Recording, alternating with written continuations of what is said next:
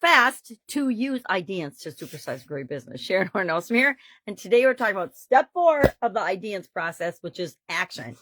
Action meaning we need to decide what we're going to act on, what are we going to do next, and we're going to act fast. We're going to act right now. We're going to take action today. We're not going to make excuses. We're not going to wait. We're not going to do anything. We're just going to pick something and act. And the tool we're going to use, much less controversial than the urine analysis, by the way, is the head, heart, and intuition tool.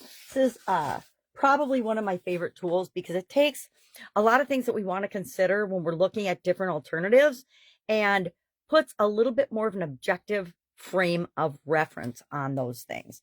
So, for example, I'm looking at working and building my personal brand, and I came up with, and where's my note of what I came up with? I'm not looking at it. I came up with 4 I actually came up with like 30 options as I brainstormed and went through my day yesterday, exploring different possibilities and options. But I selected 4 of them to take to the next step, meaning I'm going to analyze the alternatives, the options I came up with yesterday, and I'm going to pick one among them to take action on right now today. Right now, as soon as I possibly can. Maybe as soon as I'm done making my videos today, I take action on it. Not maybe, I will. Okay, so how do we do that? We look at all of the options that we picked, and we just use our gut to circle the ones that speak to us the most right now. Why? Because those are the ones we're more likely to actually take action on and implement and do. And we take and we analyze them. I like to make it a little bit more objective than just my gut instinct.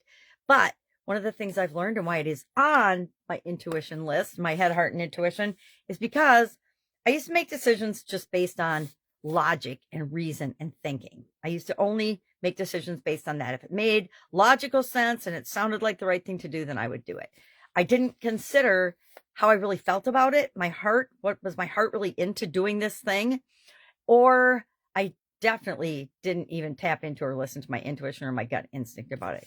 And after years of trial and error, I discovered that every time I made a decision that turned out bad, it was because I didn't include one of these elements. Most of the time it was because I would have this little niggling feeling that something was wrong or off, and I would ignore it because, of course, everything looked great on paper. Oh, this is a great product line to invest in, or this is a great company to invest in, and only to find out that, guess what? People can put anything they want on paper, but it doesn't mean that it is actually what's going on in their business or in their life or in their values, etc.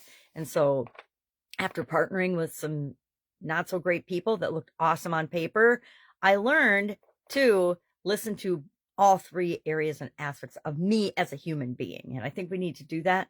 I think we want the people in our organizations to be doing that and questioning, is this really the right thing to do? I think we're in a time right now where we're having a big ethical, moral values, core values, good versus evil awakening, at least here in America.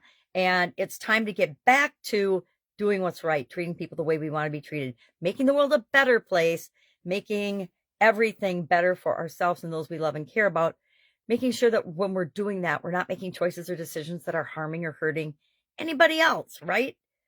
I have this discussion a lot with my granddaughter. It's, treat people the way you want to be treated. If you don't want somebody to get mad at you and storm off and throw your things around, then don't get mad and storm off and throw their things around.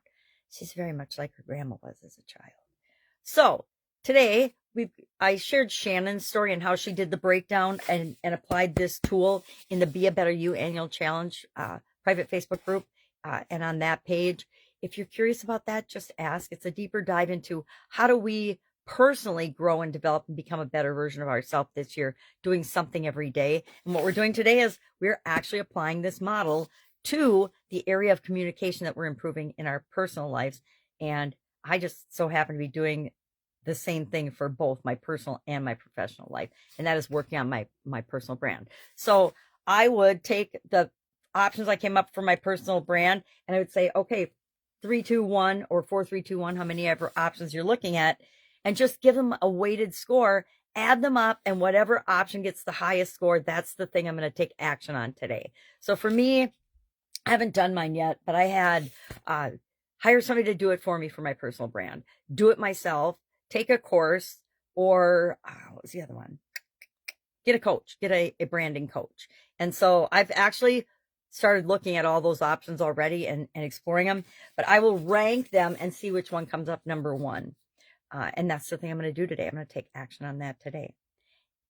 If I can help you in any way, please ask. If you've got questions about this tool or anything else I share or talk about, or you think I'm full of you know what, let me know that too, because that's how I get better and improve my communication.